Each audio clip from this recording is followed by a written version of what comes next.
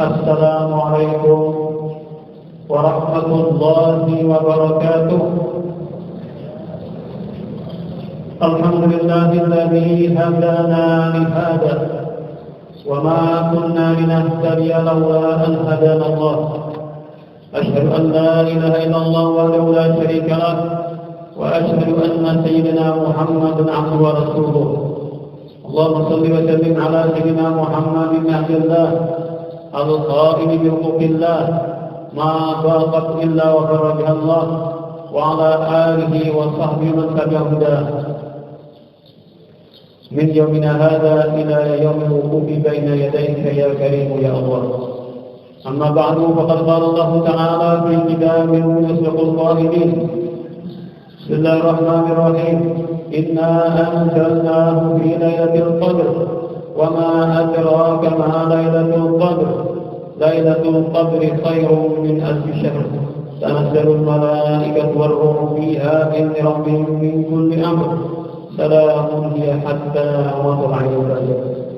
وقال النبي صلى الله عليه وسلم: ليلة القدر تلقتن حارة ولا باردة، أو كما قال النبي صلى الله عليه وسلم: صدق الله العظيم وصدق وبلغ رسوله الكريم ونحن على ذلك من الشاهدين والشاكرين والحمد لله رب العالمين.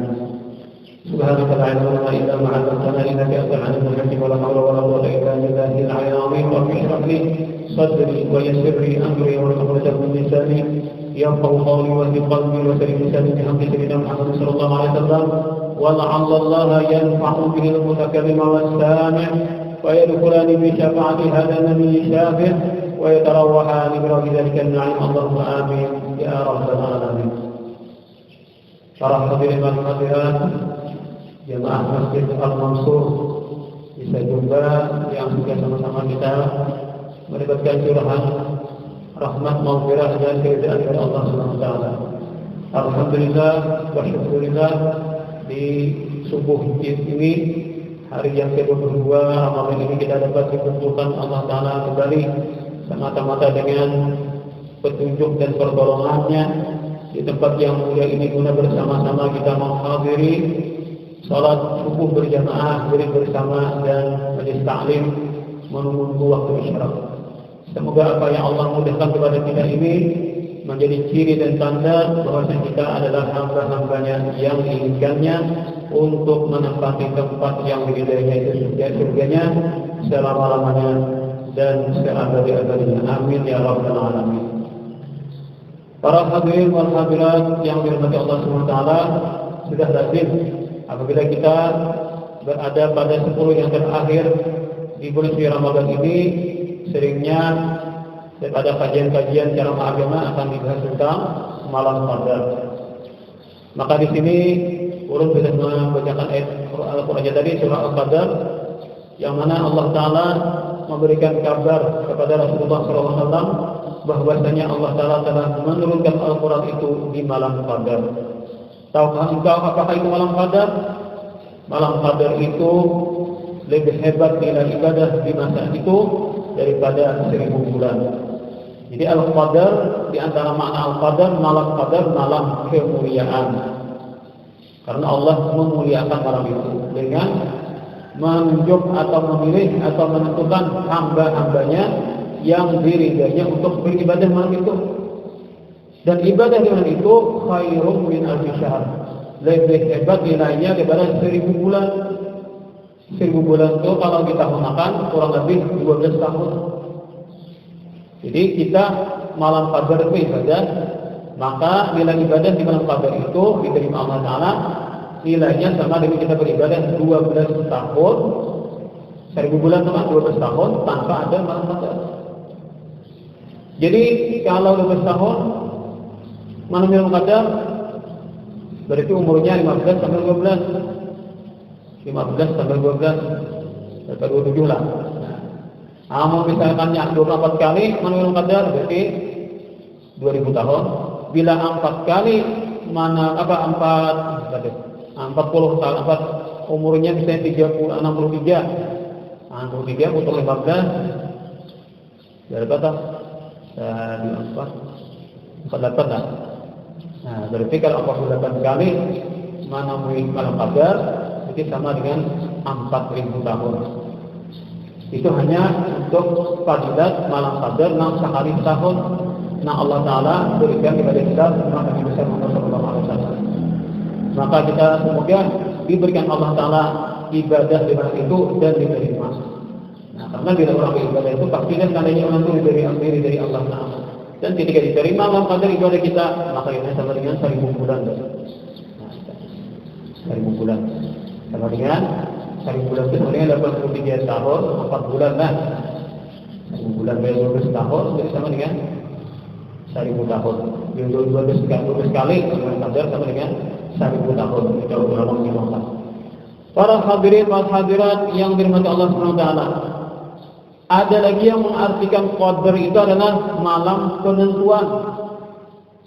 Malam penentuan. Kita ini kan biasa malam nisfu Sya'ban saja beribadah lah. Baca Yasin 3 kali maghrib. Rasanya dirasa-rasakan mana banyaknya 10 terakhir Ramadan ini lawan malam nisfu Sya'ban. Orang beramalan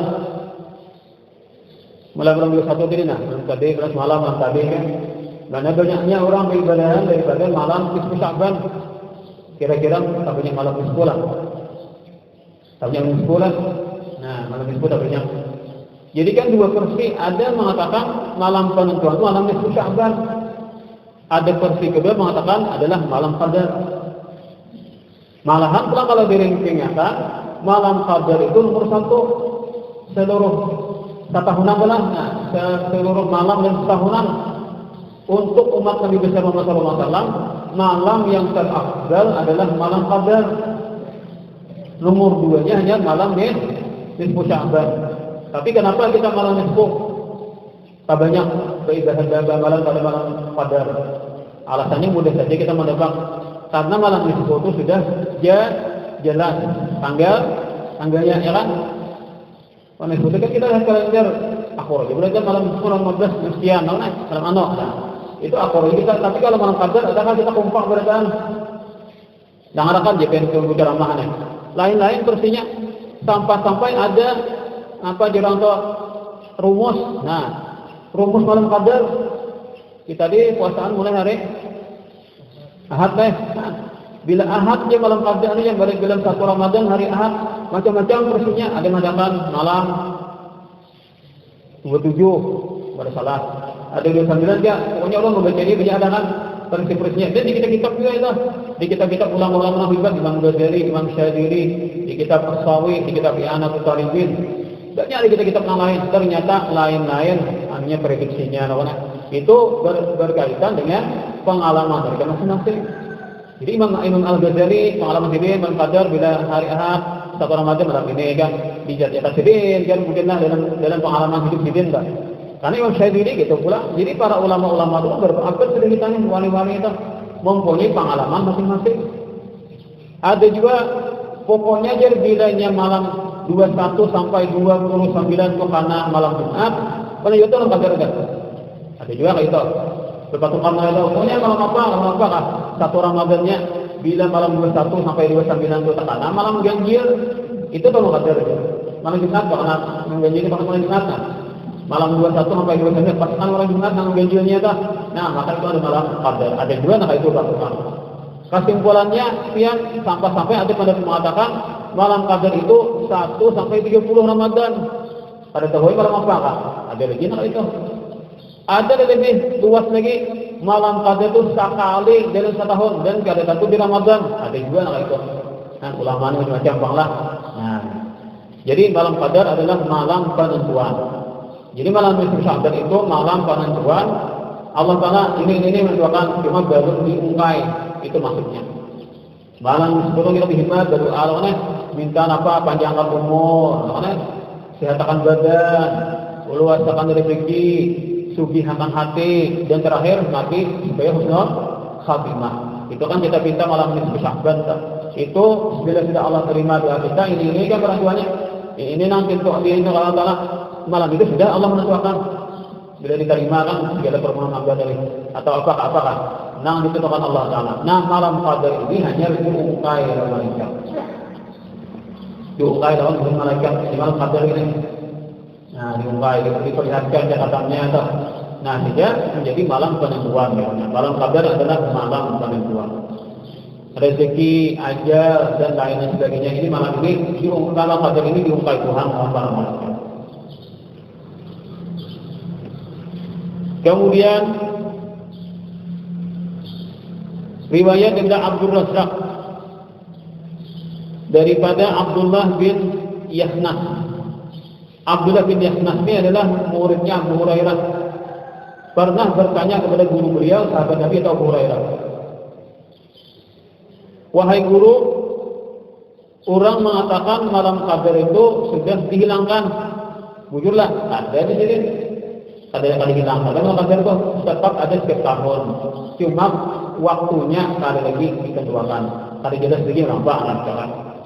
Nah, itu pernah ditanya kepada sahabat Nabi itu Abu Hurairah. Jadi kan dekat dari Nabi ilmu. Rupanya dia menjelaskan itulah ada yang mengatakan malam qadar itu kali lagi berlaku. Nah, ada itu isu-isu di masyarakat ini. Lalu tak pernah langsung dalam murid sahabat, kita murid ambil. Kemudian malam qadar itu malam apa? Nah, maka ulama berselisih pendapat dalam menentukan malam qadar. Malam apakah terjadinya? Maka sampai di sini disebutkan 41 pendapat.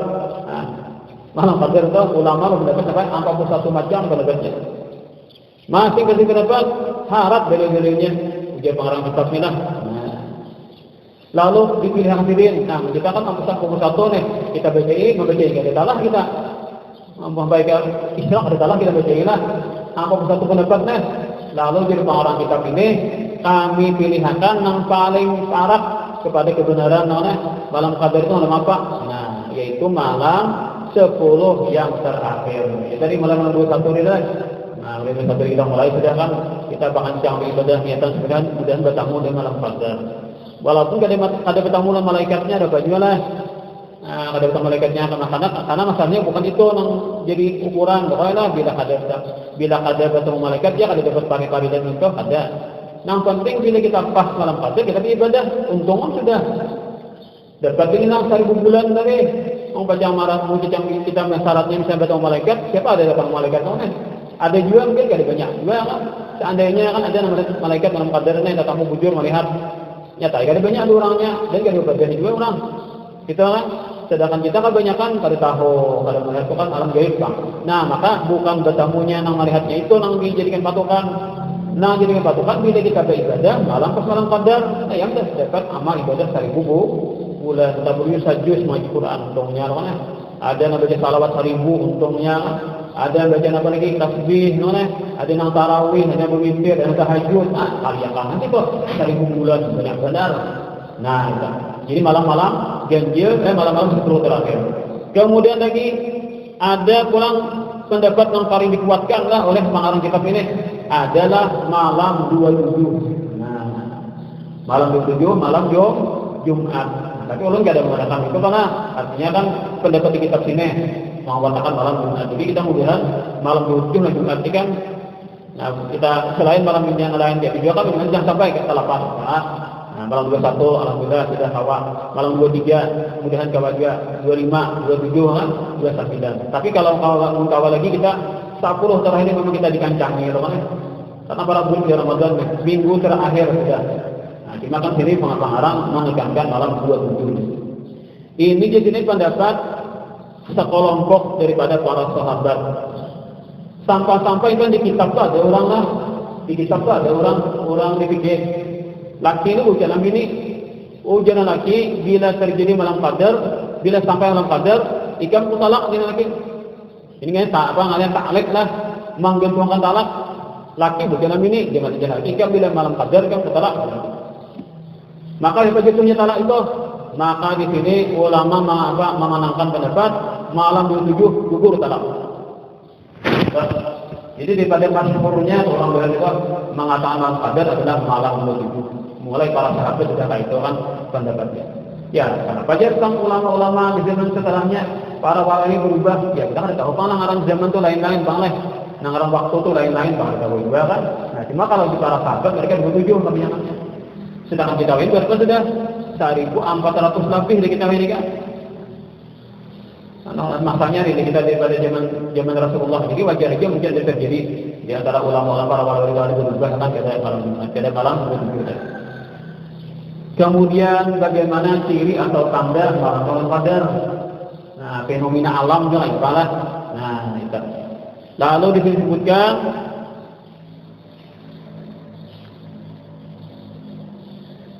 malaikat itu kan karena mereka turun naik di muka dari bumi ke langit kan, dari bumi ke langit turun naik malaikat itu.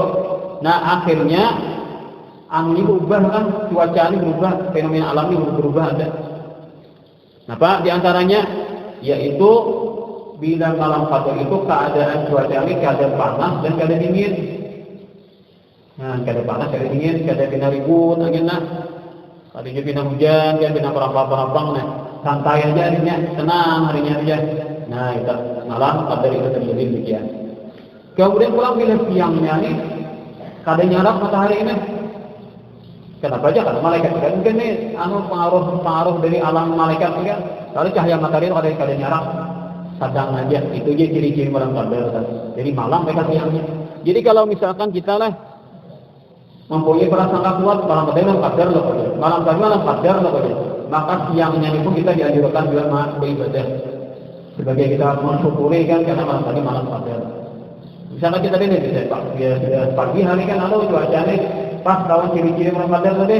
Nah mungkin malam qadar tadi. Nah maka kita siang itu pun tetap dianjurkan beribadah. Masalahnya kan ada masih malam di sana lah. Kan kita di sini siang. Di bagian mana masih malam? Bagian barat kan di belakang sana tuh nah masih malam. Nanti kan subuh lah. Makin ke barat kan makin dahulu waktunya. Jadi kan jadi kita ini mengalami siang malam itu berputar sehari sama lah. Tanglaman jam kita tahu ada ini kan masih orang imsak ini lah.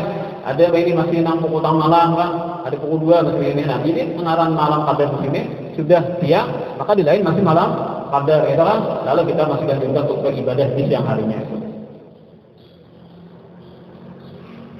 Nah, begitulah di antara hal-hal yang dikatakan oleh ulama tentang malam qadar, tentang artinya dan tentang keutamaannya dan tentang malamnya. Ya, kalau ada misalkan ada mengatakan malam qadar itu bukan malam 27, ada pulang untuk pendapatnya lah, ada pulang untuk kitabnya, ada pulang untuk kan wali-walinya dan pengalaman atau para ulamanya yang kalau yang berpegangi pada mereka. Jadi kita ada saling menyalahkan. Memang bagus jadi kita 10 hari qadar ini setiap malam kita kan menjaga malam qadar itu bukan hanya malam-malam dipadahkan oleh malam qadar. Karena itu hanyalah pengalaman mereka yang berhari bertentu sama kita wayahi. Kalau kita Parit, setiap malam kan beribadah, ada betul kita. Mungkin terjadi saja malam 10 terakhir, kita beribadah terus menerus setiap malam. Nah, alhamdulillah insyaallah karena tentang malam qadar. Para hadirin wal hadirat rahimani wa rahimakumullah. Qila inna syahwata tusayyirul muluka 'abidan was sabra yusayyirul 'abida mulukan. Ala tara ila Yusufa wa Zulaikha. Dikatakan oleh suatu kata-kata hikmah dari ulama yang mereka saking dalamnya dalam ilmu agama mempelajari Al-Quran dan hadis, mereka menyimpulkan suatu perkataan yang dapat kita perpegangi sampai hari kiamat. Yaitu apa? Sesungguhnya syahwat itu mampu merubah seorang raja menjadi budak. Bila orang itu sudah dipengaruhi oleh syahwat, walaupun dia sebagai raja, itu bisa menurunkan derajatnya menjadi seorang budak. Nilainya itu jadi jatuh. Kalau kita sudah dikuasai oleh syahwat, maka kayak saja pengaruh kita di keluarga misalkan mana, atau pengaruh kita di masyarakat, atau pengaruh kita di suatu daerah, bila mau syahwat menguasai pikiran di hati aja, itu akhirnya menjatuhkan hati. Misalkan kita lah anak aja deh, contoh aja mungkin belum kan aja lah. Kita lah anak aja, anak ini, kita lah anak bini aja nah, sebagai kepala rumah tangga. Hendak buka puasa, macam-macam kita kejar. Ke pasar kan, Pasar apa? Pasar Wadai. Basar. Melihat semangka, nukar. Melihat bilungka, nukar. Melihat nyur anom, nukar pulang. Nah, pulang. Istindo, nukar pulang. Apa napari gitu orangnya tuh nang pakaian nang mulen, Pak. Milon. Nah, milon ya. Karena pulang wadainya pulang. Nah, roti bakar. Apalagi itu panggang, roti panggang. Digijak, gitu lah, gitu kamu. Nah, karena kuahnya apa macam-macam. Boleh ke rumah dibak hantungan, dibak jadi plastik atau mana? Ya nak saya dapat yang ini. Pokoknya sanyanya buka kacar jadahnya kan. Nah, kacar sanyanya. Jadi buka puasa buahnya dia bilang, "Buruk mah bisa kan." Belum dinang makan nasi kanyang-kanyang ada parut, tiba ada parut mana? Akhirnya nampak pas sembahyang maghrib para kisah. Kayak apa pandangan anak laku Islam? Aja kayak ini ke abah tuh nih. Membentes sekalinya kan buka puasa nih sanyanya ketujuh. Nah akhirnya kan ini sadegi hormat nang witan. Dilihatnya kuitan sudah jatuh kan karena apa nih kada kawa menguasai syahwat. Hendak ini hendak itu loh kan. Nah bila tol lah. Atau misalkan baju loh kan. Nah masih satu Ramadan mikir baju dan baju kalian di mana di online. Nah jual beli online mana hari-hari maka pakai data apa bertagih dengan laki kan. Orang pakai data aja, apa nih hendak buka nang online nah pencarian baju nak mana mana hendak bila sampai di 3 pagi-pagi atau sore-sore hari kan pencarian di toko online mana mamanya mau luakan hendakkan baju hanya ya kan pengen hari raya aja pengantinan di mana hari raya ini jangan harus lain-lain bajunya kan kamu sama kan aja tuh harga diri harga diri harus belain kan potongannya karena jadi mencari online doang harus umumnya menyuruh anaknya juga kan kesalur bakat tapi kan kayak apa anak menilai mamanya kayak ini kalau mamaku aja harus baju dipikirkan kalau sadar dipikirkan tadi ibadah Ramadan jalan mama nih sidin mahluakan mencari baju akhirnya nampak jatuh harga diri kuitan di depan anak karena kuitannya memperlihatkan bahwa dia telah memperturutkan syahwat syahwat kan keinginan duniawi. Jadi kalau bisa makan baju sawu puting aja kan wajar lah. Kan setahun 2 kali kita mah nyari baju wajar saja. Bahasa sampai nang 5 puting semua nyari baju kan itu sudah lain lagi kisahnya. Nah, ketika si orang tua memperlihatkan dan anaknya bahwasanya ini syahwat, maka hati jatuh harga diri kita di depan anak. Nah, itu kan. Jadi pas saja kan sampai raja tuh ketika dipengaruhi oleh hawa nafsu, dipengaruhi oleh syahwat, maka si raja akan jatuh harga dirinya. Hingga dia menjadi berada di derajat seorang budak. Berbalikannya wasabru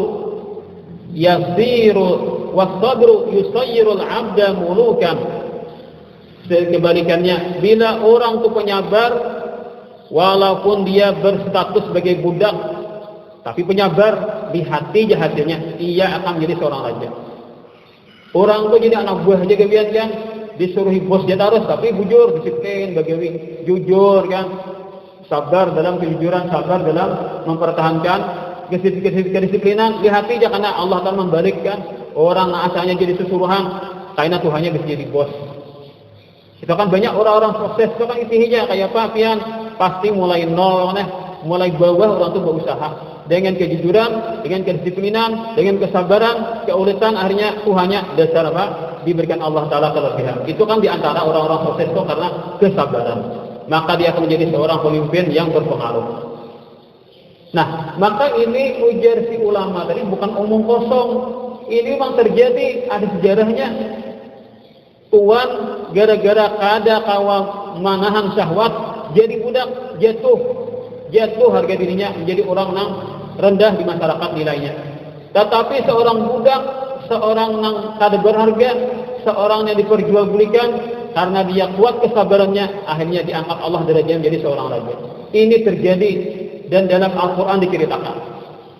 Kisah ini ada di Quran, yaitu kisah Nabi Yusuf dan Zulaikha.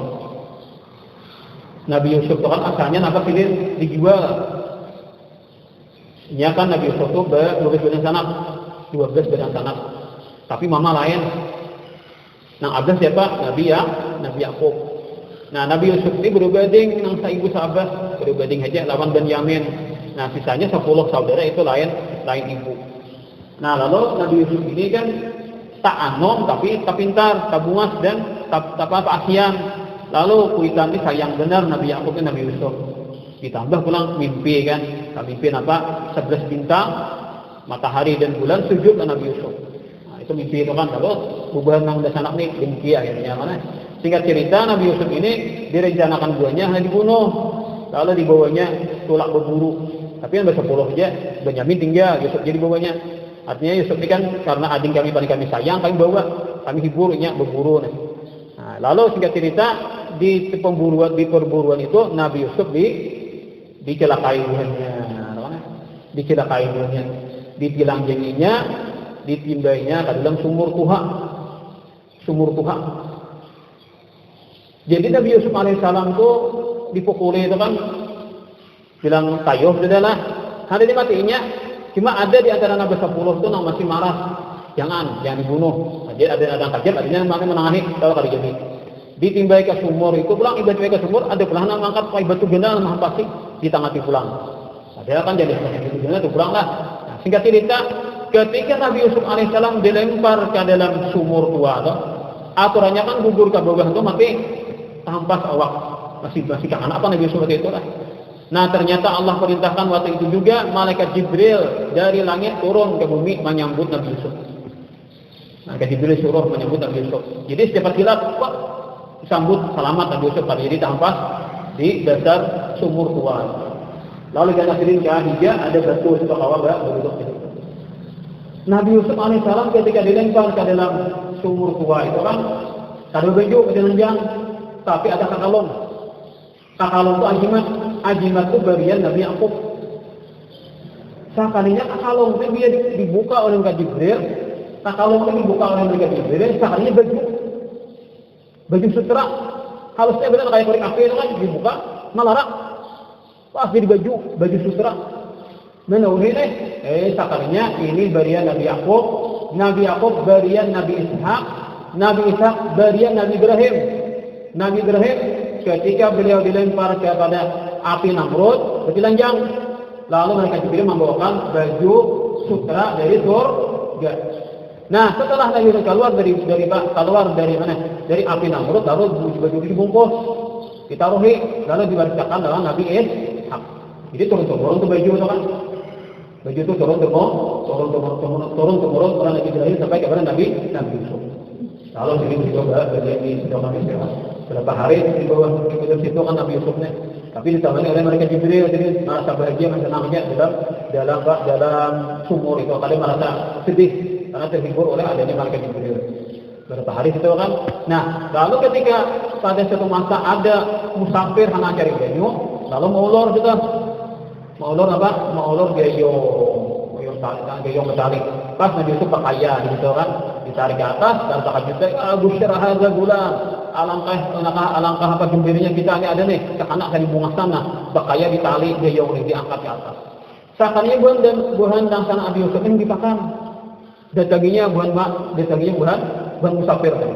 Wahai musafir, tahukah kalian siapa yang kalian ambil di bawah sumur tadi? Itu adalah budak kami, budaknya nakal. Kami muar benar hendak mati, kami timbal ke dalam sumur itu. Hendak Nabi Yusuf mengingkari kan, menangkal lain aku ini dan anaknya lain budak, dia diancamnya dan dihantamnya, dicirinya mata kan, berangkanya Nabi Yusuf tadi. Sebab kayak apa aja bukan musafir, aku nanu kali, kami murah aja menjual, tidak aku kali kami jual, berangai kan, bila itu hari jual nanti murah nyaman, karena jual fakultas pasti larang, pas itu hari murah harganya. Karena harapan buahnya kan supaya Nabi Yusuf ini terpisah daripada Nabi Yakub. Kembali kepada cerita asal kan. Jadi ketika Nabi Yusuf alaihissalam sedang dilemparkan, berikanlah di Quran sebutkan waja'u abahum isya'an yabkun. Bubahan 40 ini berikan ke rumah manuki abah nangis. Tapi nangis eksteng dia. Lalu ketika itu datang kepada Nabi Yakub, wahai abah, kami atik-atik berburu, kami tinggal Yusuf menunggui barang-barang kami pas dimakan serigala. Jadi kami bahaya gagal menjaga nih, kasihan dan anak kami dimakan serigala. Nah, apa jadi Nabi Yakub? Lalu nangis presiden kan? Bahaya nah, buktinya bahaya. serigala memakan, serigalanya kami tangkap. Dan ini baju gamis Yusuf, nah baca lumur lawan darah. Padahal baju Nabi Yusuf itu kan Nabi Yusuf kan ditelanjanginya, baju Nabi Yusuf dipalitinya darah kambing. Nah, bidamin jadid jadi Quran kan dengan darah kambing, darah kebohongan. Kemudian ditangkapnya serigala. Ibahnya serigala tangkapnya, dipalitinya serigala itu muntungnya nih sampai ke mana? Baik ke bibirnya kan sampai ke dagunya nih, dipalitinya dari kambing tadi. Sebagai tanda bukti bahwa serigala ini memakan. Nah, buktinya baju Nabi Yusuf ini dibaklan darah kan.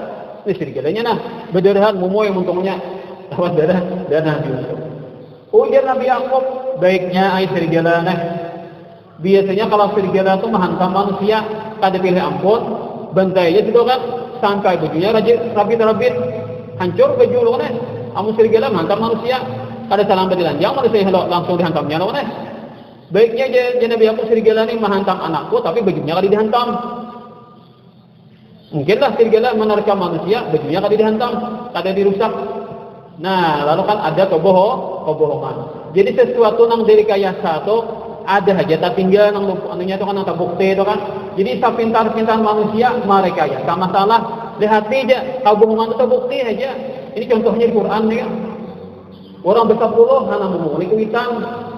Nang bersepuluh nih nang ngomong kuitan dengan rencana itu kan rekayasa diulahkan apa bajunya, dikuangin apa darah kambing, serigalanya pulang dilumuri pakai apa? Pakai darah kambing di muntungnya, Yusufnya sudah dimakan supaya percaya nih direkayasa. Ada nang luputnya loh nih, mungkinkah serigala menghantam manusia tanpa menghancur bajunya? Tapi luput nih, janggal, tapi lang janggal, jangan bawa ke kasus hukum nih kan, bubuhan apa nih? Peneliti, bukan nang penuntut kan, yang mencari kesalahannya nih. Dapatnya rekayasa hukum nih kan. Nah, itu kan artinya di Quran itu menceritakan kayak baju pintarnya manusia merekayasa hukum, pasti terbukti kesalahannya tuh. Lambat tahun wah ini atau kainah dibukti antaranya siapa nang bujur, siapa nang salah. Kita kan pasti aja Tuhan mengupayakan mana. Walaupun sampai mati orangnya mungkin bisa hanya segala Tuhan diupayakan sebelumnya. Jadi ketika itu Nabi Yakub alaihissalam memandiri lawan si serigala. Serigala baiknya ikam anakku kada ikam hancur bajunya lah, tapi awaknya kemakan lah. Baiknya ikam serigala. Lalu serigala tadi berbicara dengan izin Allah. Lalu jar serigala, wahai Nabi Yakub, sabujurnya ulun kada tahu anak pian. Ulun kada melihat yang ada, bagi mana rekam, bagi memakan anak pian. Itu kisahnya ulun. Ya, apa aja Nabi Yakub kisahnya kayak apa? Ulun ini tabujur lalu mulai kampung sebelah, hutan sebelah, lalu di hutan dengan apian betul berburu tadi. Jadi kan ulun mulai nang serigala mulai hutan sebelah, pas tamu ditangkapnya. Anak apian ke 10 membelok pada melawan ulun, lalu nyarah melakukan tangkapnya. Jadi dia tahu kisah, jadi maaf aja anak apian ulun tidak tahu, kayak kisahnya dia tahu. Ujian Nabi Yakub, bagaimana ikam tang jauh-jauh pulang di hutan sebelah nyaman ikam deh. Kenapa nyebelah ke hutan sini pulang? Ujar serigala, ulun tak silaturahim. Nah, silaturahim serigala kan. Nah, para silaturahim mak ilangi keluarga saupo berapa kali di hutan sebelah nih. Apa ikam bersilaturahim? Akhirnya aja kan di hutan tidak hidup nih mencari rezeki. Apa baik ilangi keluarga? Nah, ujar abah ujar kai ujar datu ujar kai dia Nabi Ibrahim. Wah, serigala nih bersanad dia soalnya. Ujar abah ujar kai ujar datu ujar kaifiyah Nabi Ibrahim. Barang siapa mengilangi keluarganya maka diluaskan rezekinya, dipanjangkan umurnya. Nah, itu kan. Jadi padilatnya kan ada satu rahimnya. Jadi karena manangat ampun pada kaifian itu mengamalkan. Nah, sehingga cerita dilepas serigala tadi. Nah, akhirnya Nabi Yusuf kan dibawa ke Mesir, dijual harganya larang sekalinya. Sabarat awak itu kalau salah minyak harum mistik. Siapa beratnya Nabi Yusuf? Saya itu beratnya minyak mistik. Ya berat awak 30 kilo ya kan. Saya itu minyak mistik 30 kilo. Larang benar harganya kan. Itu hari oleh seorang menteri maka kifir. Nah, kifir itu si bini ya punya Zulaikha. Nah, lalu diangkat jadi anak. Kan diangkat jadi anak. Nah, akhirnya diangkat jadi anak. Lalu digaduh. Jadi kan kifir itu abah, Zulaikha itu mama. Jadi kan biasa kan orang tua ini sudah mereka anak apa oleh. Ternyata Nabi Yusuf makin bertuhan, makin berbuat. Nah lalu sampai-sampai si patuanan, si mama angkat sendiri kadang hawa menahan liur tadi. Ya sampai terjadi kan anak ada baik tadi gara-gara memperturutkan hawa nafsu. Hawa nafsu kan syahwat diperturutkan. Nabi Yusuf dengan kesabaran beliau, walaupun asalnya Nabi Yusuf difitnah sampai masuk penjara jadi kan. Tapi akhirnya kayak Pak di balik Allah Taala Nabi Yusuf yang menjadi menteri kan, Kifir diampihi jadi menteri, meninggal Kifirnya, Nabi Yusuf menjadi menteri pulang, menteri kesejahteraan rakyat. Lalu si Zulaikha ini setelah mati lagi lalu jadi miskin. Pas akhirnya jadi pengemis. Mata buta kan awak sudah dari rotoneh dan seterusnya. Nah ini lalu kan pas kisahnya tadi. Jadi menurut riwayat itu dalam kitab telah dalam perbaca di kitab Sawi salah. Di situ ketika Nabi Yusuf alaihissalam sedang melihat masyarakat nih, jadi kita menyerupai apa jalan atau berusukan. Nabi Yusuf pasang berusukan melihat rakyat itu siapa yang perlu dibantu kan. Ketika berjalan jadi berkendaraan berkuda ada bibini, Tuhan sudah ini mata picak sudah. Rupanya si Zulaikha ini tetap mencintai Nabi Yusuf walaupun sudah Tuhan itu mancium bau ini tahu bau Yusuf. Jadi jika perkara kantor kan kedengaran suara lalu berucap si Zulaikha tadi. Ya kata-katanya kayak ini. Jadi kan subhanalladzi ja'alal muluka 'abidan bisyahwatihim wa ja'alal 'abida mulukan bisabrihim au kama qala. Orang lebih sedikit perkataan Nabi, perkataan si Zulaikha ini. Maha suci Allah yang menjadikan raja orang mulia jadi hina gara-gara mempertuan hawa nafsu, mempertuan hawa syahwat nafsu. Dan Allah Ta'ala Maha Suci Allah Ta'ala yang menjadikan budak menjadi raja mulia gara-gara hawa sabar melawan hawa nafsu. Ujar Zulaikha. Lalu Nabi Yusuf dipaham sedikit. Ini menyindir gini. Nang disambatnya adalah biografi seorang, profil seorang dikisahkan nih. Berarti bibini ini orang kenalan seorang nih. Siapa bibini nih? Kan tahunya menyinggung nih. Nabi Yusuf ini budak lalu jadi orang mulia menjadi menteri. Ada si Zulaikha kan asalnya bini raja, bini menteri, pas akhirnya jadi pengemis tuha dan buta bang. Lalu diperhati Nabi Yusuf ini bujur ternyata mama angkat. Nah Yusuf jika melihat si Zulaikha mama angkat seorang nih, tatap baik kan nyaran orang berjasa menggadi seorang lainnya digelus. Lalu dia pengennya diambil Nabi Yusuf digaduh kan. Nah ditampung Zulaikha tadi. Nah dalam kitab itulah kan kitabnya macamlah versilah tafsir itu macam versinya. Lalu ketika itu turun malaikat Jibril menyuruh Nabi Yusuf kawin lawan Zulaikha. Jadi Zulaikha ini diislamkan masuk Islam. Ikan Zulaikha ini contoh orang yang sangat cinta lawan Nabi Yusuf kan luar biasa cintanya adalah ngalih dicari selamatnya. Nah setelah Sirin masuk Islam lalu dikenalkan dengan Allah Taala akhirnya si Zulaikha tadi cintanya tadi hampir kepada makhluk cinta kepada Allah Taala. Lalu luar biasa rasa syukurnya Sidin cinta kepada Allah. Nabi sisi di sini hal tadi. Nah, dalam riwayat itu kan ketika Jibril menyampaikan supaya Nabi Yusuf kawin dengan Zulaikha, ujar Nabi Yusuf Zulaikha kan Tuhan sudah ini lirat sudah nih. Kayak Pak. Lalu ketika itu Allah Taala memberikan solusi si Zulaikha dianu makan pulang. Jadi dianu makan pulang. Sehingga Zulaikha itu menjadi gadis pulang kan. Nah, akhirnya dikawinkan. Dalam kitab tafsir Sawi adalah ceritanya. Ya mungkin kita tafsir lain, mungkin lain-lain versinya. Tapi untuk pelajari dan kita tafsir Sawi itu Nabi Yusuf yang dikawinkan lawan Siti Zulaikha. Itu kan karena kesabarannya Siti Zulaikha karena kebenarannya dalam mencintai Nabi Yusuf. Inilah dapat sampaikan. Semoga ada manfaatnya bagi guru ini biasa beradaan. Semoga kita semuanya selamat akhirat. Ala hadiliyah wa kulli ma ala musafir ila hadrat Nabi wa alihi wa kiram. Syukurullah Fatihah.